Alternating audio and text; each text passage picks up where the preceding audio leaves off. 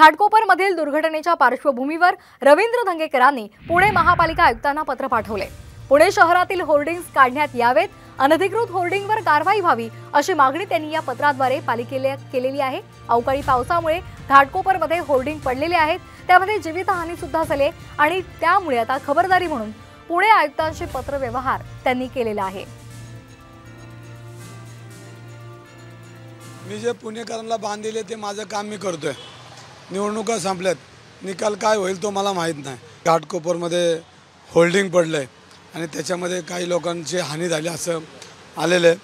तर पुणे शहरामध्ये काय होल्डिंग असे आहेत की त्याच्यामुळे धोका निर्माण होऊ शकतो आणि जे बेकायदेशीर होल्डिंगमुळे 2 वर्षापूर्वी काही लोकांना मृत्यूच्या समोर जावं लागलं।